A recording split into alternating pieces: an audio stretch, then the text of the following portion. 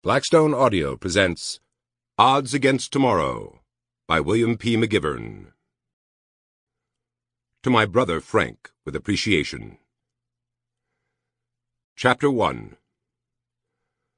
For what seemed a long time, he couldn't make himself cross the street and enter the hotel. He stopped in the middle of the sidewalk and frowned at the revolving doors and canopied entrance, indifferent to the nighttime crowd drifting past him, his tall body as immobile as a rock in a stream. People edged around him carefully, for there was a look of tension in the set of his shoulders, and in the appraising frown that shadowed his hard, even features. It was the finality of the thing that worried him, he realized, not the consequences.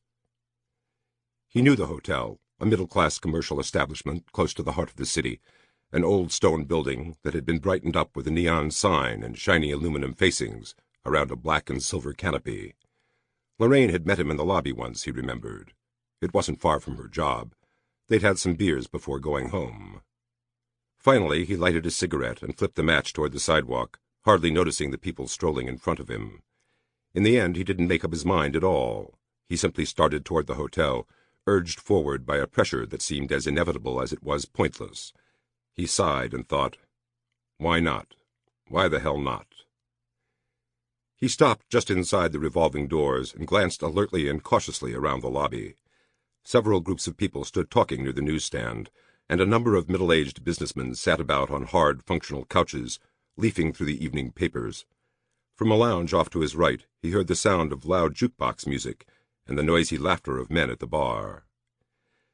He skirted the groups of people and moved tentatively toward the reception desk at the end of the lobby, his hands pushed deep into the pockets of his old overcoat, the faintly worried frown still darkening his face.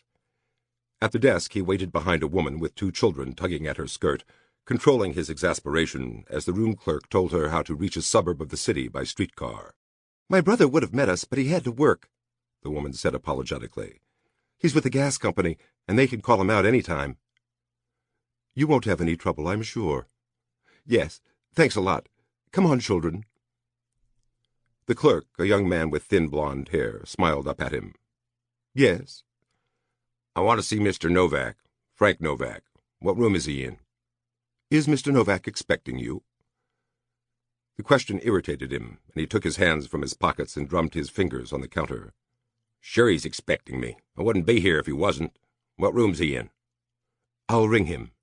The clerk smiled impersonally. "It's a house regulation. Whom shall I say is calling?"